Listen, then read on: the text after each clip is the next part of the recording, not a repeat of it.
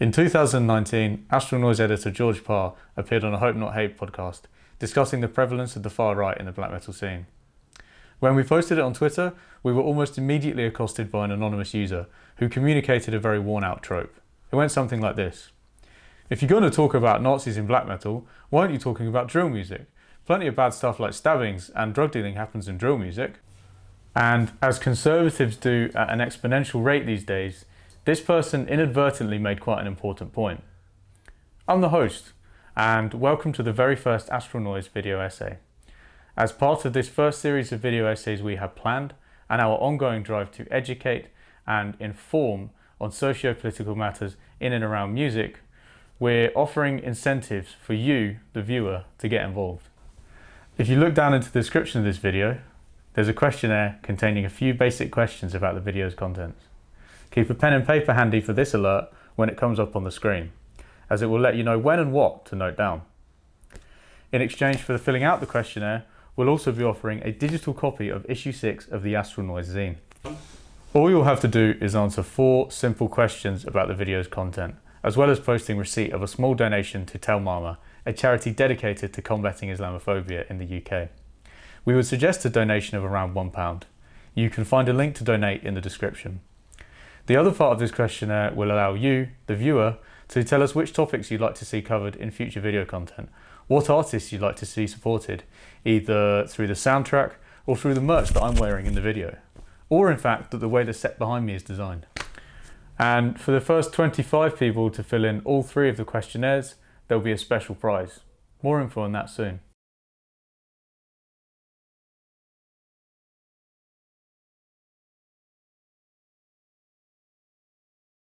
But what is UK drill? It's just about like stabbing people and drug dealing, isn't it? Well, sort of, but that's not really the full story. UK drill is a form of dark, aggressive, hyper-realistic trap music that is a continuation of the Chicago drill sound.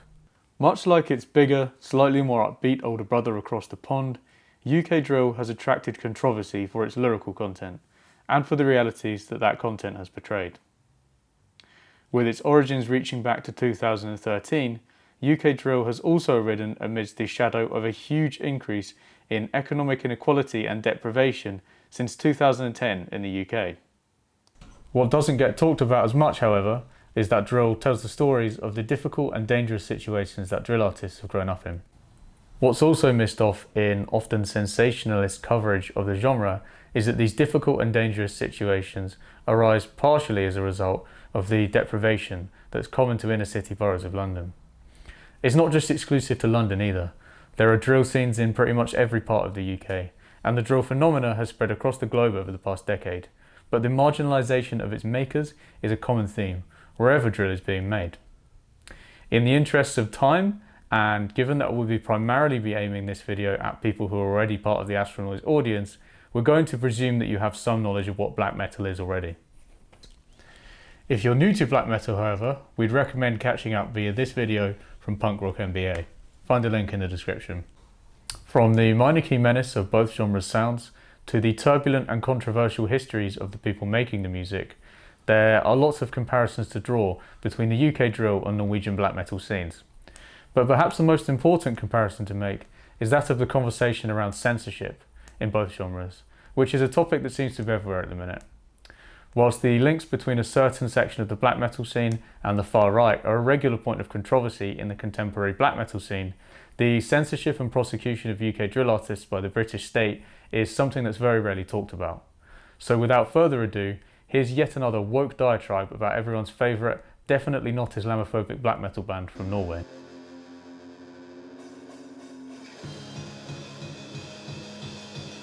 In 2007, at a show in Essen, Germany, Hurst, the frontman of Norwegian black metal act Tark, appeared on stage with a swastika drawn on his chest.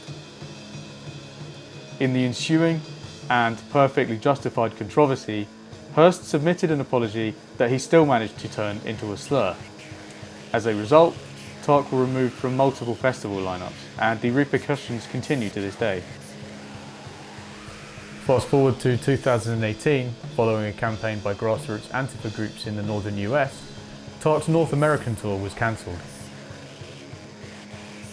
you just don't actually get to be mad that people are mad when you're trying to make people mad. Like, if you goad someone into punching you, and then you're like, you punched me, you meanie, you're a bully, the fuck do you want? We should socially reward them for this behavior. And I think that Antifa is doing a very good job of that. As far as the McCarthyism thing, it ties into the same problem of people being like, oh, I'm being censored because my free speech is being affected. And like, no, free speech is something that just like says the government can't stop you from doing things. In the statement following, which we won't go through in detail here, TARC made allusions to witch hunts and McCarthyism. The statement also made some pretty troubling assertions, perhaps echoing far-right sentiment. This tour being cancelled apparently meant that a mysterious and barbarous, whilst simultaneously highly organised fifth column was out to destroy American culture. If you're familiar with the anti-Semitic slur cultural Marxism, the allusions in this statement aren't a million miles off. It could be argued that this echoes Great Replacement sentiment, which in turn is a key part of modern white nationalist ideology. The idea that black and brown people from the global south are reverse colonising white countries, constituting a genocide, has informed multiple white supremacist atrocities. In his manifesto, Nazi scum Brenton Tarrant, who killed 51 people during attacks on 2 mosques in Christchurch, New Zealand on March 15, 2019, specifically recited Great Replacement theory in the manifesto he wrote to justify his crimes. In 2011, further Nazi scum Anders Breivik murdered 69 young members of the Norwegian Labour Party in one of the most heinous atrocities Norway had ever seen. The perceived corruption of the nation of Norway, and more widely of Europe, by an invading other was again a cornerstone of his manifesto. Whilst TARC have taken steps to distance themselves from far-right affiliation since 2006, some of their lyrical content raises further questions. On their track Orkan, released the same year that Anders Breivik carried out the Utoya atrocity, the lyrics characterise Islam as a barbarous invading force, as well as carrying racialised stereotypes pertaining to people from the Middle East, such as referring to the fictional invaders in the song flying on rugs. To note, there is zero historical context for this, because there have been precisely 0 invasions of Norway by Islamic theocracy throughout history. The only real reference point to Muslims being invaders of Northern Europe would appear to come from 21st century ethno-nationalist sentiment, of which Great Replacement theory is a key aspect. To get a more detailed analysis of Islamophobia in the black metal scene, please find this article in the sources in the description. If you'd like to see this topic covered in video form, please also let us know via the survey in the description. We'd also like to remind you about the free digital copy of issue 6 that we're offering in exchange for filling out the questionnaire. To get your free copy, please fill out the questionnaire in the description, part of which asks for receipt of a small donation to Tel Mama, a charity that exists to combat Islamophobia in the UK. And now, back to TARC. Have TARC really been censored here? Even though one of their tours was cancelled, Hurst has had a pretty solid range of opportunities to express himself since 2006, and in fact, since his tour cancellation in 2018. Be that headlining a stage devoted to the eradication of violent prejudice at Bloodstock in 2019, or around the same time, expressing pretty straightforwardly Islamophobic sentiment in an interview.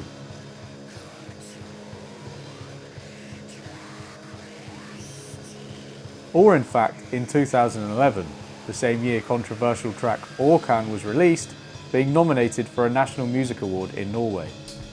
Hurst's talk of censorship rings largely hollow in this context. Whilst TARC did have some shows cancelled, that was about the extent of the band's capacity for expression being restricted.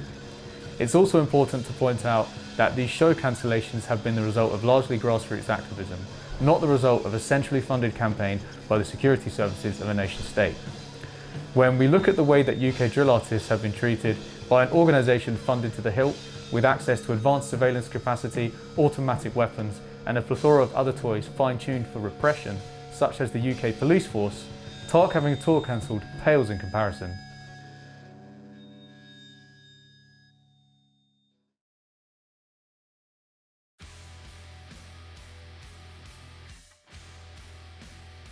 In the mid-aughts, the infamous Form 696 was instituted, allowing the Met Police to request information on the type of music that could be played at an event, so that the police could often inaccurately racially profile the expected audience. It also gave them veto powers over any events, which could be implemented even after a show had started. To learn more about Form 696, check the description for the 2014 Vice documentary on the subject. More on the Met Police and their world-renowned ethical and professional standards later.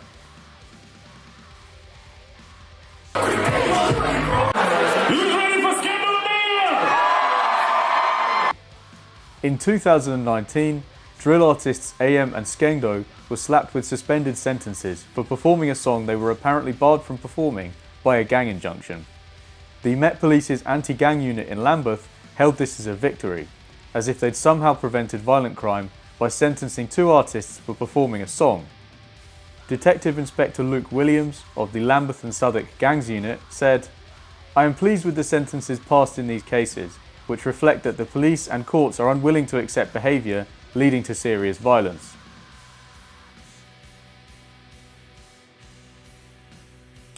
Writing in Dummy Mag, Ian McQuaid, a label A&R and music journalist, said that in the press release Lambeth Gangs Unit sent out following the sentencing, they made zero mention of any specific gang-related crime that the duo had committed outside of performing a song.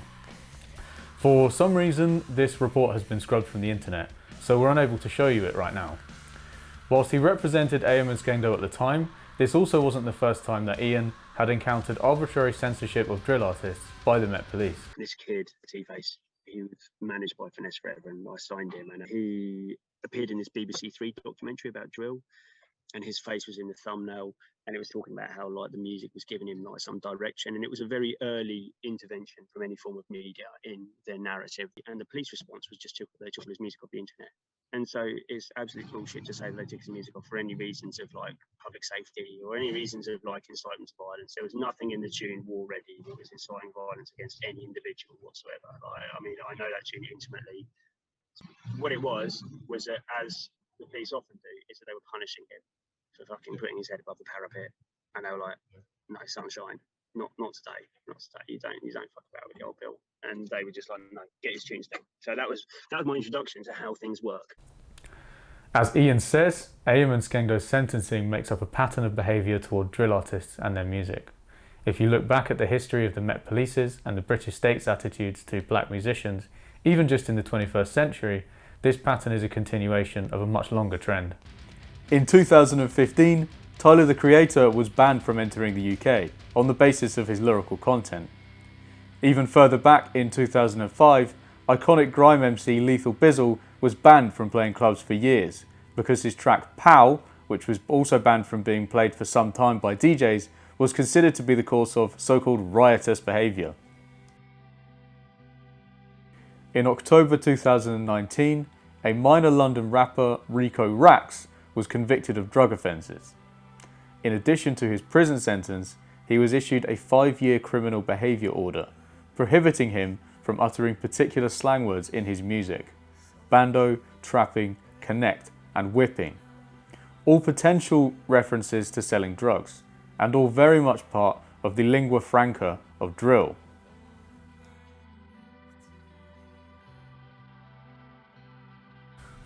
This pattern of criminalising artists for the use of specific words or the performance of specific songs is censorship.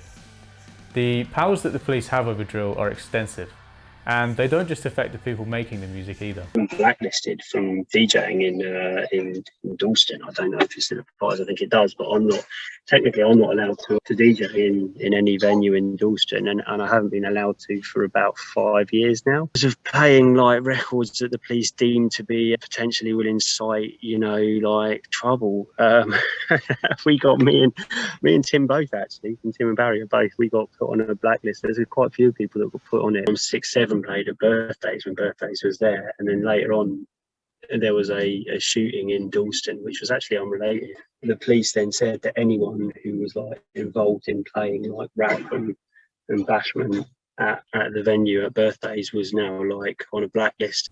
However, this is nowhere near the worst of it. Turn around! Turn around and face the do it now! All police, get to the fence, hands on your head.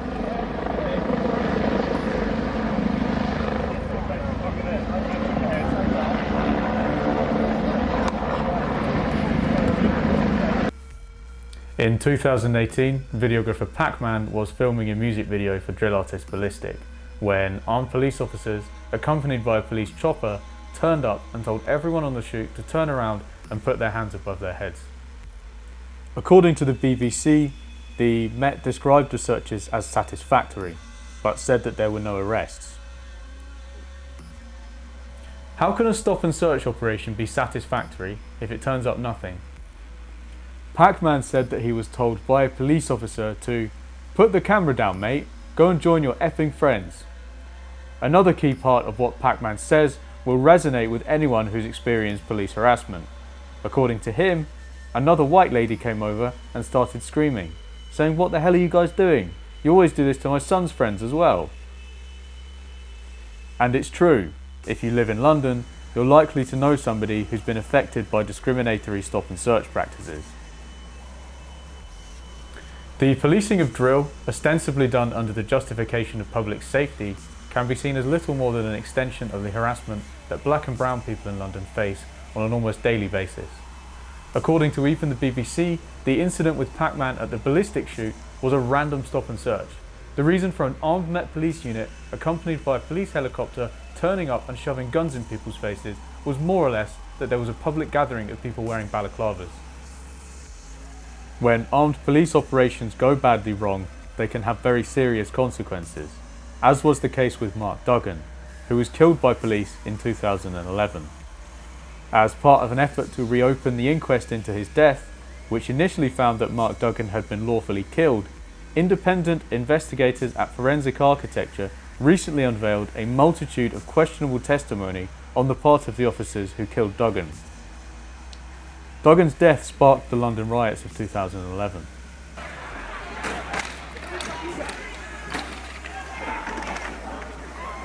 You get them, I'll get these guys. Mate, they need time.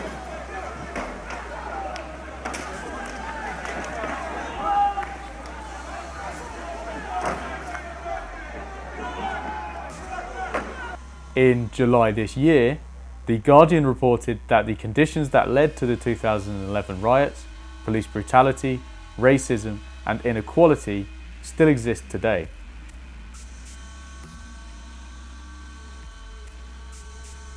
When we look at the policing of drill music in the UK over the past 5 years, the label of censorship is in fact a relevant one. There might also be perfectly good reasons to object to some of the content in drill music. Whilst this might not be a particularly popular perspective to everyone viewing this video, as an LGBT person or as a woman, drill can be difficult to listen to, given the prevalence of misogynistic and homophobic language. If banning and delisting music is the answer to the current crisis of violence, be that violence perpetrated by groups of young men against other young men, or perpetrated against women, ethnic minority people, or LGBTQ people, there are many artists who should really be having their music delisted. For example, Motley Crue have continued to tour long since one of their members admitted to sexually assaulting a woman in their book The Dirt. Surely if the police are concerned about violence, and they think that shutting down shows is an effective tactic to combating violence, they should be reviewing Motley Crue's right to tour the UK.